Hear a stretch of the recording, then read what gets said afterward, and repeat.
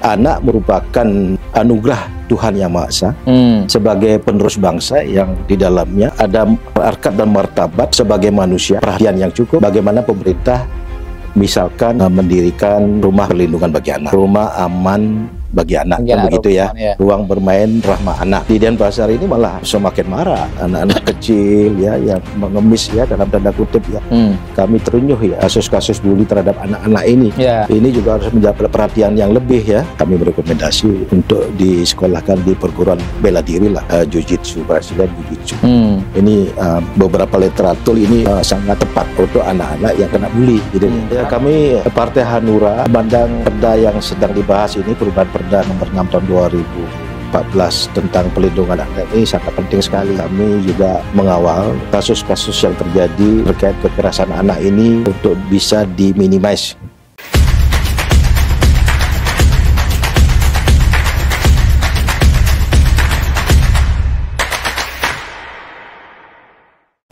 Persoalan anak masih menjadi perhatian kita semua. Belakangan marak kasus kekerasan kepada anak, baik kekerasan fisik maupun kekerasan seksual, termasuk juga eksploitasi kepada anak. Bahkan yang masih menjadi persoalan klasik adalah bullying kepada anak, baik di sekolah misalnya maupun di tempat-tempat yang lain. Untuk membahas persoalan itu dan menjadi concern juga dari Partai Hanura Provinsi Bali, sudah hadir bersama kami Sekretaris DPD Partai Hanura Provinsi Bali, Bapak Gede Wirajaya Wisnu. Bagaimana kabar Pak De? Asung baik Pak. Ya, sehat selalu Pak De. Ini yang menjadi perhatian kita juga persoalan anak ini kan, karena anak ini adalah masa depan kita, masa depan sebuah bangsa. Ketika anak-anak tumbuh kembang dengan baik secara fisik, secara mental, hak-hak mereka terpenuhi, mereka terlindungi, tentu menjadi harapan bagi sebuah bangsa ini menjadi bangsa yang hebat, menjadi bangsa yang besar. Apalagi kita menyongsong Indonesia Emas 2045. Tapi masih ada persoalan Pak De, termasuk di Bali ada juga beberapa persoalan anak. Nah, mungkin bagaimana Pak De dari sisi Hanura memandang itu, dan juga terkait dengan masukan mungkin nanti terhadap revisi Perda Perlindungan Anak yang Perda nomor 6 tahun 2014 yang sedang dibahas di DPRD Bali. Silakan Pak De. Ya, terima kasih Pak Yan. Jadi secara kebetulan saat ini DPRD Bali sedang menggodok sebuah raperda ya. Ya. Raperda tentang perubahan nomor 6 tahun 2014 tentang perlindungan anak. Ya. Jadi kita bersyukur bahwa memiliki perda tentang perlindungan anak ini. Ini menunjukkan keseriusan dari pemerintah Provinsi Bali dalam mengoptimalkan ya upaya-upaya untuk mengoptimalkan pelindungan terhadap tunas-tunas bangsa. Iya. Jadi harapan kami tentu tidak hanya sekedar perubahan keterkaitan dengan perubahan nomenklatur, tapi lebih kepada upaya-upaya untuk mengoptimalkan sekali lagi untuk pelindungan bagi anak. Begitu. Hal ini sangat penting karena anak merupakan anugerah Tuhan Yang Maha Esa sebagai penerus bangsa yang di dalamnya ada harkat dan martabat sebagai manusia ya, yang harus dipertanggungjawabkan kebenarannya. Sehingga melalui upaya-upaya yang terarah ya, sistematis, untuk kiranya kita semua menghormati, menghargai dan melindungi anak itu sendiri ya. Ya. Apa mungkin yang masih menjadi catatan dari Hanura Bali, dari Pak D juga khususnya terkait dengan persoalan-persoalan anak atau kasus-kasus anak seperti apa yang memang harus menjadi concern kita bersama gitu? Ya, kami Partai Hanura berpandangan masalah anak ini, perlindungan bagi anak ini sangat penting ya, karena merupakan generasi penerus bangsa ya. Tumpuan untuk generasi emas Indonesia tahun 2045.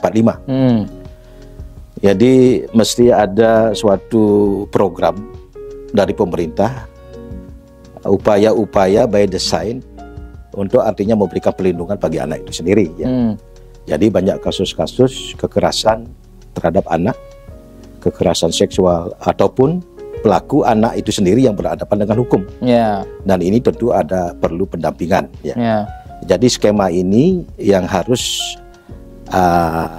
kita berikan perhatian yang cukup.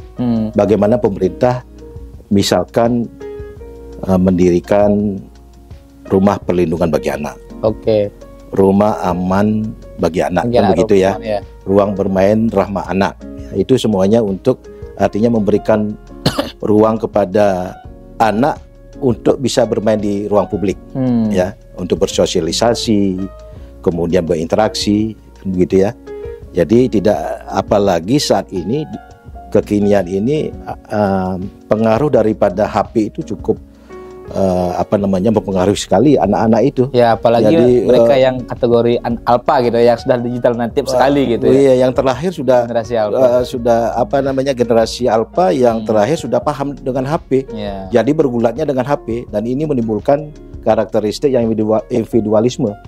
Nah, yang ini yang harus ada keseimbangan, sehingga pemerintah kami harapkan juga memberikan support ini ya, pada setiap kabupaten kota, kemudian juga di tingkat kecamatan ini perlunya ada rumah perlindungan anak. Nah, seperti itu. Nah, itu bagaimana mungkin, karena ini kan kita juga punya kementerian yang membidangi anak, Kementerian Perlindungan Perempuan Anak gitu, PPPA, yang sekarang memang menterinya kan dari Bu Bintang Puspyoga dari Bali, tokoh perempuan Bali kebanggaan kita. Mungkin kalau konteks bicara rumah aman bagi anak itu bagaimana mungkin nanti Kementerian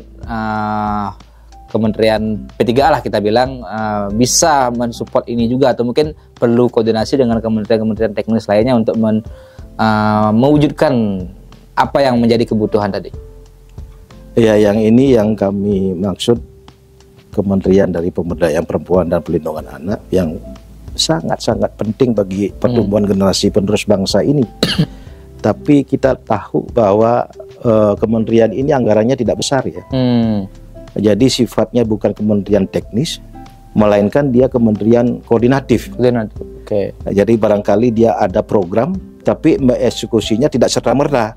Butuh dukungan kementerian lain. Perlu sinergisitas dengan PUPR ya, perlu sinergisitas dengan Kementerian Pendidikan, karena ini menyangkut anak kan. Kalau kita berbicara dengan anak, dia SD, SMP pun masih kategori anak-anak kan begitu ya. Termasuk Kementerian Sosial juga kan. Ya, termasuk sosial. Dan tegak lurus dengan provinsi, khususnya Provinsi Bali yang dulunya ada Badan Pemberdayaan Perempuan dan Perlindungan Anak, sekarang sudah menjadi satu dinas ya, Dinas Sosial dan Dinas Pemberdayaan Perempuan dan Perlindungan Anak. Kami setuju. Artinya pemerintah Provinsi Bali sudah tersirat bahwa ini masalah anak ini sangat urgensi sekali untuk menjadi perhatian, sehingga tidak lagi badan melainkan di dinas gitu loh Pak Yan.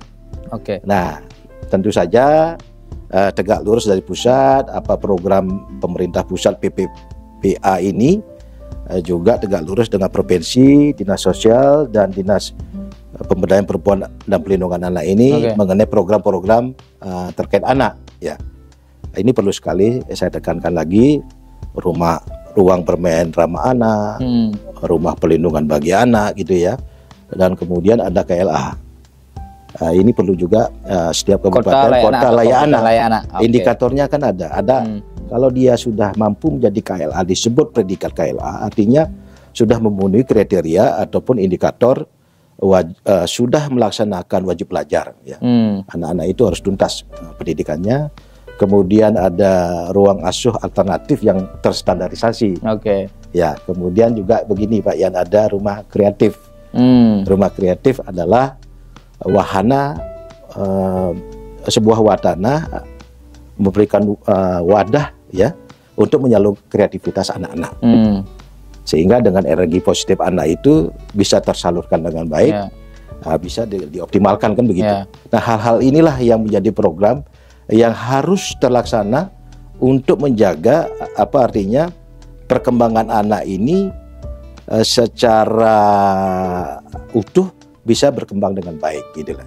Secara positif, pendidikannya, sosialnya, pergaulannya kan begitu.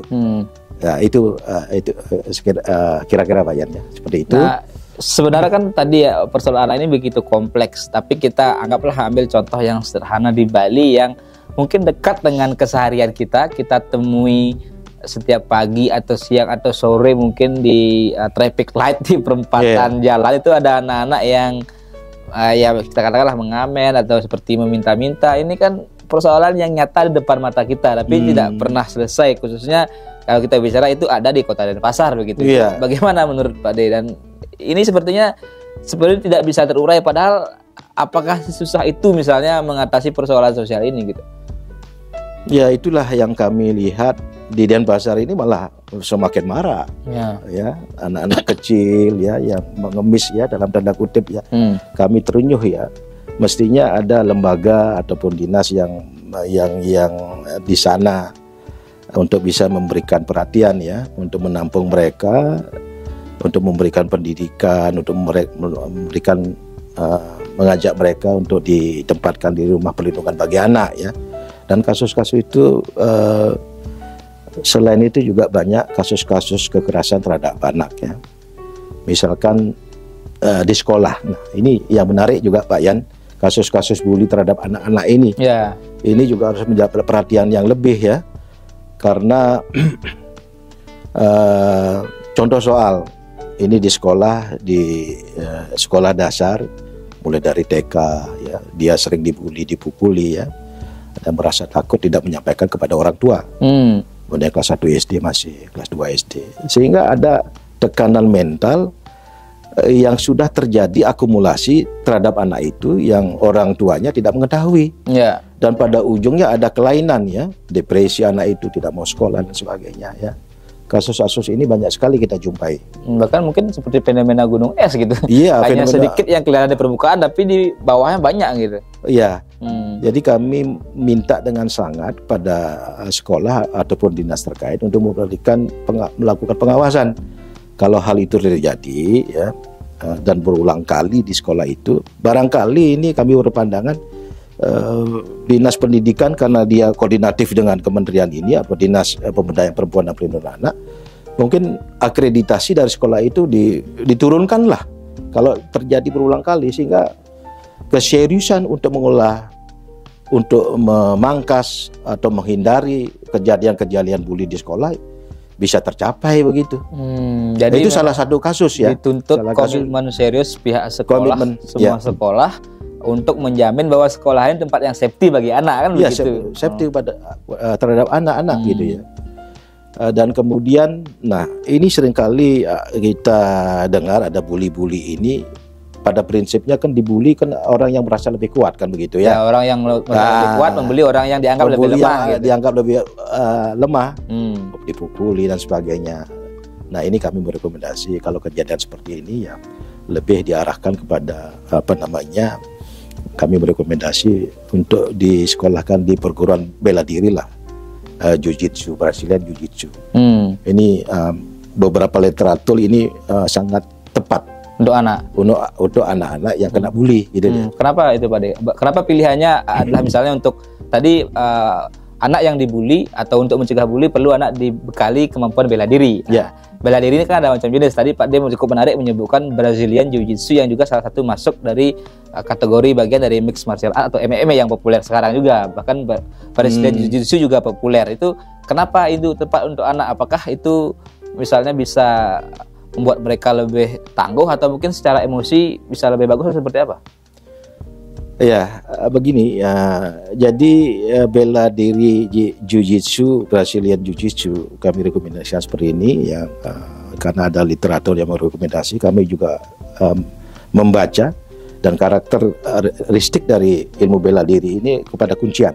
Lebih kepada self defense gitu ya. Safety ya, untuk benar-benar membela, tidak melakukan attack, tidak menyerang balik, tidak ofensif ya. Jadi tidak ada saling balas gitu. Ketika anak itu dibully, kemudian dia melakukan, kan terjadi jual beli inilah, ada diserang menyerang kan gitu. Tapi karakteristik daripada ilmu Jiu-Jitsu ini lebih kepada kuncian, mengarahkan lawan agar jatuh gitu ya, agar jatuh gitu loh. Dan memberikan penyadaran bahwa yang dibully ini yang lebih kuat gitu ya. Anda jangan bully saya gitu. Atau mungkin sambil dikunci di bawah, teriak minta tolong kan bisa saja. Ada begitu. Orang datang menolong kan begitu. Iya, tanpa harus melukai orang yang membuli kan gitu. Oke. Jadi bisa membuat anak lebih bisa mengontrol emosi, Pak. Ya, lebih mengontrol emosi, lebih percaya diri kan begitu ya. Lebih bisa yang membuli itu dibuat efek jerah gitu ya. Dibuat sadar lah. Dibuat sadar. Karena mereka mampu kan gitu. Ya sekarang ini di kota besar memang kami yakin, kami percaya yang memang harus sudah seperti apalagi perempuan ya, yang secara fisik lebih lemah dari laki-laki kan. Itu juga untuk mencegah, mohon maaf tanda kutip, kasus potensi pelecehan seksual kan begitu. Potensinya keras, terutama kekerasan seksual ya. Bukan hanya di antara temannya, kadang-kadang ada kekerasannya dilakukan oleh orang terdekat gitu ya. Nah, saya juga punya anak perempuan, Pak Yan. Saya juga tertarik dengan ini.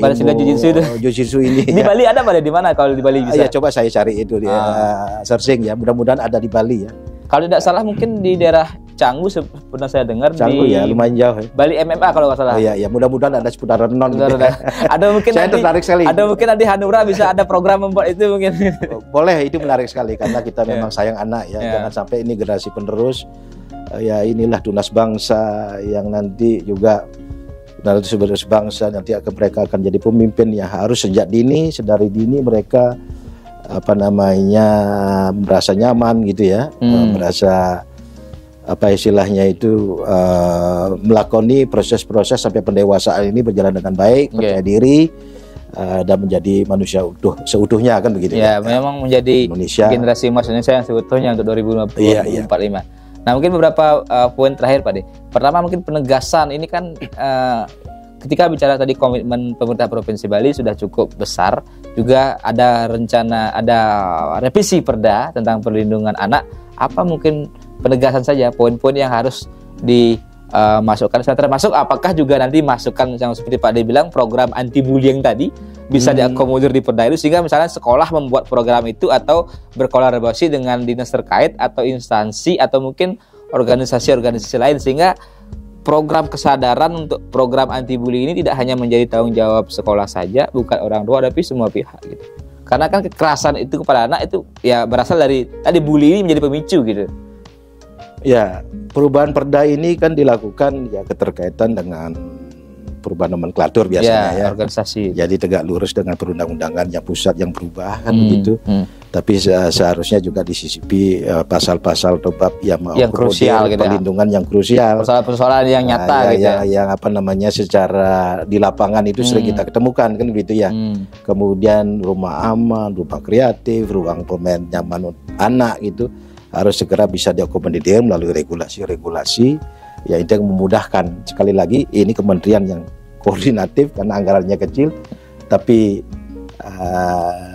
tidak artinya mengurangi goodwill pemerintah tentu saja ya untuk artinya bersinergi dengan kementerian taktis PUPR kan membangun dia. Nah ini terus dilakukan sehingga tercapainya rumah pelindungan bagi anak ini di seluruh kabupaten kota seluruh Indonesia, di seluruh kecamatan seluruh Indonesia sehingga tunas-tunas bangsa ini bisa tumbuh dengan baik dan berkembang menjadi tumpuan dan mereka adalah generasi emas Indonesia di tahun 2045. Oke, luar biasa sekali. Ini menjadi bukti nyata sebenarnya concern Hanura terhadap bagaimana menyiapkan generasi emas kita unggul tidak hanya dari sisi intelektual atau intelijensia tapi juga dari sisi karakter, dari sisi mental psikologis mereka karena ketika anak bermasalah secara mental atau mendapat tekanan atau mungkin tadi seperti Pak disampaikan dibully, memendam rasa atau tidak berani itu pasti akan ada perkembangan intelijensia, intelektual dan fisik mungkin. Betul sekali Pak, ya betul sekali itu. Nah, ada pesan terakhir mungkin Pak De kepada orang tua karena kan setiap orang tua pasti ingin anaknya menjadi yang terbaik ya. Ingin menjadi anaknya menjadi anak yang hebat, anak ya kalau di Bali anak yang suputra istilahnya, yang hormat dengan orang tua begitu dan juga anak yang mampu menjalankan kewajibannya sebagai warga negara yang baik. Nah, ini apa pesan harapan kepada orang tua, mungkin terakhir juga kepada pemerintah dan seluruh stakeholder. Ya, saya garis bawahi perda pelindungan anak ini sangat penting sekali ya dalam pertumbuhan mereka untuk bertumbuh kembang secara baik ya.